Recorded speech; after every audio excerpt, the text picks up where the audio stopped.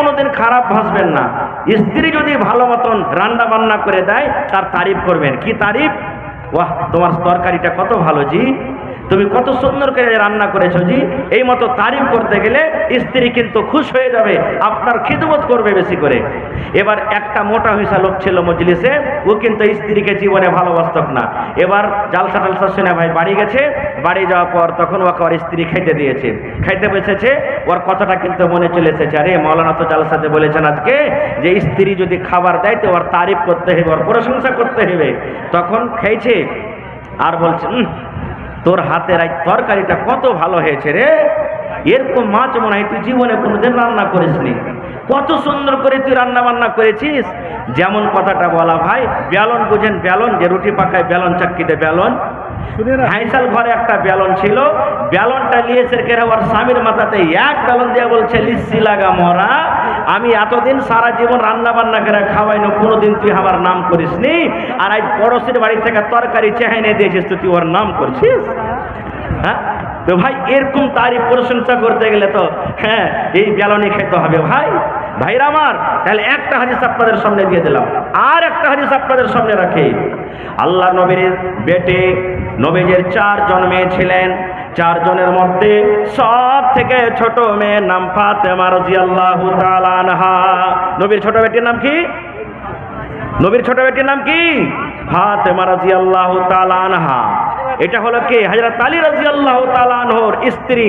আর একদিক থেকে আলী হলেন কে? নবীজির কাকাতো ভাই। শর্টে 2 মিনিটে এবার আব্বার কাছে এসেছেন দেখার করার জন্য, কিছু চাইবো বলে। যেমন আপনার বেটিরা আপনার কাছে চাহে, আপনি একটা মোবাইল দেন, আব্বাজি একটা ছাগল দেন, আব্বাজি একটা মুরগি দেন, আব্বাজি একটা গরু দেন, আব্বাজি এই দেন ওই দেন, মিটকেস দেন, গজরেজ দেন, চাহে কি চাহে না?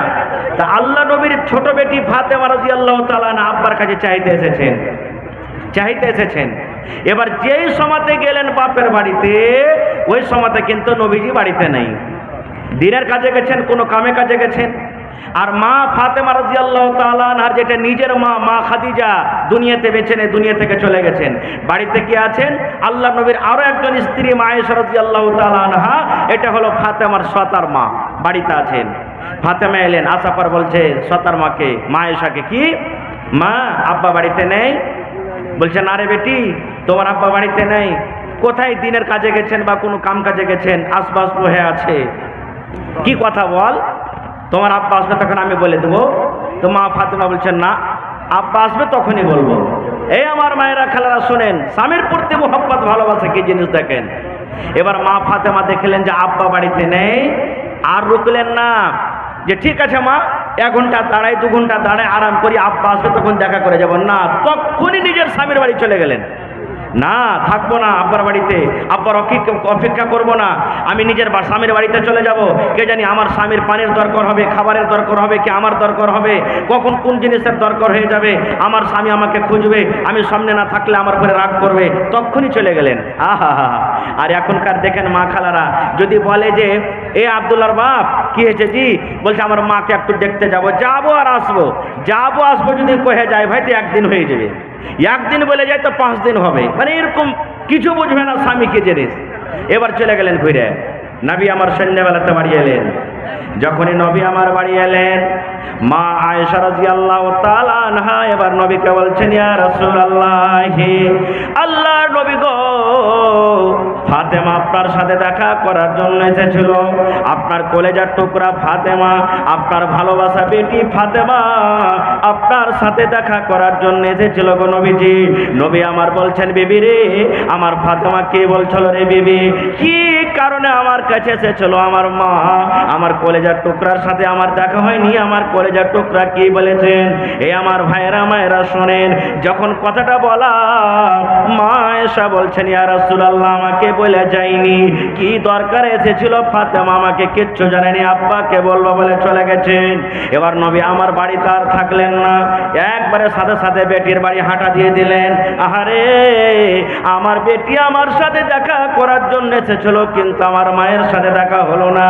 এবার নবীজি তাড়াতাড়ি করে নিজের বেটির সাথে দেখা করার জন্য চলে গেলেন। এবার রাত কিন্তু হয়ে গেছে। এবার হযরত আলী এবং ফাতেমা তারা বিছানায় কিন্তু শুয়ে গেছে। এবারে নবীজি দুয়ারে ডাক দিয়েছেন, ফাতেমা ও আলী তোমরা কে বাড়িতে আছো? কারণ আল্লাহ বলেন, নবী বলেছেন, ওয়াপারের বাড়িতে যখন তুমি ঢুকবে তুমি পারমিশন নিয়ে নাও, ইজাজত নিয়ে নাও। তোমার বেটির বাড়ি হোক জামাইয়ের বাড়ি হোক তাও তোমাকে অনুমতি নিয়ে যেতে হবে। নবীজি দুয়ারে দাঁড় হয়ে বলছেন, ফাতেমা তুমি কে বাড়িতে আছো? মা। আলী বাবা তুমি কি বাড়িতে আছো? যেমনই আব্বার কথা শুনলেন, ফাতেমা বলছেন, আব্বা আমরা বাড়িতে আছি। দয়ার নবী বলছেন, আমার জামাই আলী কই? বলছে, আব্বা গো আপনার জামাই আলী বিছানে শুয়ে আছে। আমার নবী বলছেন, ফাতেমা রে তোমরা দুজন বিছানে শুয়ে থাকো, যেভাবে তোমরা দুজন বিছানে শুয়ে আছো এইভাবে থাকো, আমি নবী তোমাদের ঘরে আসছি। মা ফাতেমা বলেন, এবার আমার আব্বাকে আসার অনুমতি দিয়ে দিলাম। এক বিছানাতে আমি আর আলী শুয়ে আছি, এক সাইডে আমি শুয়ে আছি, এক সাইডে আমার স্বামী আলী শুয়ে আছেন। আমাদের দুজনের মধ্যখানে আমার দয়ার নবী আমাদের দুজনের মধ্যখানে এবার বসে গেলেন। বসে যাওয়ার পর শর্টে বলছি বন্ধুরে, এবার নবী বলছেন, ফাতেমা আমি নাকি শুনলাম রে মা তুমি আমার সাথে দেখা করার জন্য গিয়েছিলে। ফাতেমা তুমি কি দরকার আমার কাছে গিয়েছিলে রে মা? কি তোমার দরকার ছিল? কি জন্য তুমি আমার সাথে দেখা করার জন্য গিয়েছিলে রে মা? তুমি বলো তো।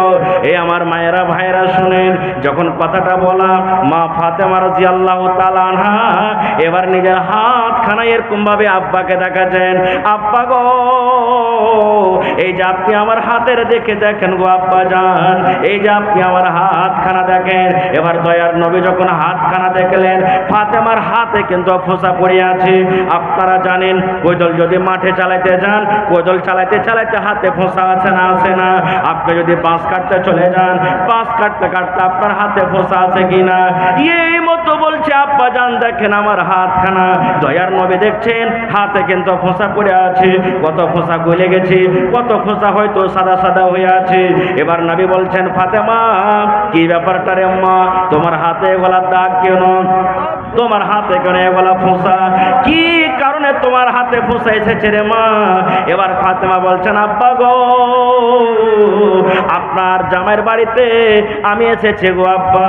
আমি জাতা পিছে পিছে ইন্দারা থেকে পানি তুলে তুলে জাতা পিছে পিছে আমার স্বামীর বাড়িতে কাম কাজ করে করে আমার হাতে ফোঁসা পড়ে গেছে। তাই আপনার কাছে আমি গিয়েছিলাম। আমি শুনলাম আপনি লড়াই করে যুদ্ধ করে অনেক দাস দাসী পেয়েছেন। যদি একটা দাসী আমাকে যদি দিতেন, আমার বাড়িতে কাম করতো, আমার মদত করতো, আমি আরাম পাইতাম। এই জন্য আপনার কাছে আমি একটা দাস কিংবা দাসী নেওয়ার জন্য গিয়েছিলাম। ভাই আমার, দাস দাসী আনার জন্য আমি গিয়েছিলাম। এবার নবীজি তার বদলতে কি বলছেন তাকে জানেন? আমি ওদিকে যাব না খো, কারণ কথাটা লম্বা হয়ে যাবে। আমি পয়েন্ট আপনাকে শুধু এটা আমি দেখাতে চাই। কি পয়েন্ট দেখাতে চাই? ফাতেমাটা কে? কে ফাতেমাটা? এই আমার মায়েরা খেলারা শুনেন, ফাতেমাটা কে? আল্লাহ রাসূল বলেছেন মহিলারা জান্নাতে যাবে, যে নারীরা যে মহিলারা জান্নাতের ভিতরে যাবে, আমার দয়ার নবীর বেটি ফাতেমাও জান্নাতের ভিতরে যাবেন রে, ফাতেমাও জান্নাতে যাবেন। কিন্তু শুধু ফাতেমা জান্নাতে যাবেন না, নবী আমার বলেছেন যত মহিলারা জান্নাতের ভিতরে যাবেন, যত নারীরা জান্নাতের ভিতরে যাবেন, সমস্ত নারীদের সরদারনি হবেন আমার বেটি ফাতেমা। এ ভাই, যে মহিলা জান্নাতের ভিতরে যাবেন, যে মহিলা জান্নাতের ভিতরে সমস্ত মহিলাদের সরদারনি হবেন, এরকম মহিলা স্বামীর বাড়িতে কাম কাজ করে হাতে ফোঁসা ফেলে দিতেন। ফাতেমাটাকে নবীজি 10 জন মানুষের নাম নিয়েছেন জান্নাতে যাবে, যাকে আশরায়ে মুবাশশারা বলা হয়েছে। এই আলী, এই উমর তুমি জান্নাতে যাবে, আবু বকর তুমি জান্নাতে যাবে, উসমান তুমি জান্নাতে যাবে, সাদ তুমি জান্নাতে যাবে, সাইদ তুমি জান্নাতে যাবে। এই করে করে নবী বলেছেন আলী তুমি জান্নাতে যাবে রে। এই ভাই মুসলমান, দুনিয়াতে জান্নাতের সার্টিফিকেট পেয়েছেন, হযরত আলী জান্নাতের ভিতরে যাবেন, দুনিয়াতে খুশখবরি পেয়েছেন। এরকমই জান্নাতি লোকটার স্ত্রী হলেন কে? ফাতেমা রাদিয়াল্লাহু তাআলা আনহা, যে নিজের স্বামীর বাড়িতে কাম কাজ করে করে হাতে ফোঁসা ফেলে দিতেন। আহা হা হা। ভাই আমার, আমি কথার দিকে যাব না, কিন্তু এই মতো শেখায় যদি আজকে আমাদের বেটিরা আমাদেরকে করেন, গার্জিয়ানকে করে, মাগে কোন মিনসার বাড়িতে বিয়ে দিলে গে মা, সব সময়তে কাম কাজ করতে করতে মা জান চলে গেল, আমরা কি করব? ঠিক আছে বেটি তুই কোনো রকম এ বেকার আয় তো বাড়ি। মায়ের কথা শুনে চলে গেল বাড়ি। বলছে এক কাজ কর, জামাইকে ফোন দে যে আমাকে আনতে এসো। 5 দিন বাদ ফোন দিয়েছে, আজই তুমি আনতে আসবে না? যেমনই আনতে এসেছে, 2টা লোককে ফিট করে রেখেছে। এই মরার বেটাকে একটা খুঁটিতে ঘরের ভিতরে ধরে পান, ইয়ার বাড়িতে আমার বেটি চলতে পারবে না। যেমনই বেঁধে দিলে ভাই বলছে ফোন কর তোর বাপকে, মরার বেটা মরা 5টা লোক আসবে, 3 লাখ টাকা তোকে দিয়েছি, 2 লাখ খরচ হয়েছে, 5 লাখ টাকা দিয়ে তালাক করে তুই নিয়ে চলে যায়। এরকম হয়েছে না, হয় না? জোরে বলেন, হয়েছে না, হয় না? 1 মিনিট আর একটা কথা বলবো আপনাদের সামনে। এক বেটি ছেলে বিয়ে হয়ে শ্বশুর বাড়ি গেছে, ওখান থেকে এসেছে, মাকে বলছে মাকে আমি আমার স্বামীর ভাত খেতে পারবো না। বলছে কেন রে বেটি? বলছে ও আর জ্বালা আর সইতে পারি না গো মা, আমি ওর কাছ থেকে তালাক নিয়ে নেবো, আর আমি ওর ভাত খাবো না। মা তখন বুঝতে দিচ্ছে, দেখেন বলছে কি বেটি রে, একটা কাজ রে বেটি, তুই তালাক নিস না, কিন্তু একটা কাজ তুই কর। বেটে বলছে কি গে মা? বলছে বেটি রে তোকে আমি জহর দিয়ে দিচ্ছি রে মা। জহর বলছেন বিষ, বিষ খেলে মানুষ মরবে না, মরবে না? বলছে আমি তোকে বিষ দিয়ে দিয়েছি রে মা, বিষের আমি ফাঁকি তৈরি করেছি, চূড়ান তৈরি করেছি। যখন যখন তোর স্বামী খেতে বসবে, একটু ভাতে দিয়ে দিবি, একটু পানিতে দিয়ে দিবি, একটু একটু করে দিবি। প্রত্যেক দিন 3 টাইমের খানাতে রে মা একটু একটু করে তুই দিয়ে দিবি। খাইতে খাইতে খাইতে খাইতে তোর স্বামী একদিন দুনিয়া থেকে চলে যাবে। কিন্তু মারে শোন, মা শিখিয়ে দিচ্ছে, মারে শোন বেটি রে শোন, যখন তুই তোর স্বামীর বাড়ি এখন যখন চলে যাবে, আর এই স্বামীটাকে তোর যখন বিষ দিবি, খাবারে পানিতে বিষ দিবি, তখন তোর স্বামী যেন তোর পরে শক করতে না পারে যে আমার স্ত্রী আমাকে বিষ খেয়ে মারবে বলে আমার বিষে খাবার দেয়। তাহলে কেমন করে চলবি রে বেটি? বলছে বেটি রে তুই কোনোদিন তোর স্বামীর পরে রাগ করবি না। তোর স্বামী যদি রাগে একটা থাপ্পড় দিয়ে দেয়, খবরদার তুই এর মন ভারী করবি না। হাসি মুখে তোর স্বামীর সাথে উঠা বসা করবি, হাসি মুখে মন খুশি করে তার তুই খেদমত করবি। এরকম ভাবে খুব সুন্দর করে শিখিয়ে দিলে। এবারে স্বামীর বাড়িতে যাওয়ার পর যখন যখন তার স্বামী খেতে বসে, ওই যে মার দেওয়া চূরণ, কত কি আছে ভাই? বিষ নাকি? মাসিকাল যে বিষ আছে একটু একটু করে দেয়। আর স্বামীর সাথে একবারে এই চলতে চলতে চলতে এমন মোহাব্বত গাঢ়া হয়ে গেল যে বলার শেষ নেই। এবার 1 মাস 2 মাস পর তখন বাড়িতে এসেছে আবার মায়ের। মা বলছে বেটি রে বল জামাই আর কতদিন জামাইয়ের বাড়িতে থাকবে? কোনো কিছু বুঝতে পারছিস? বলছে মা আর আমি তালাক নেব না, মা তালাক নেব না। আর আমি যে এতদিন জোহর খাওয়াইলাম আমার স্বামীকে, আমার স্বামী তো আর বাঁচবে না, মনে হয় আস্তে আস্তে মরে যাবে।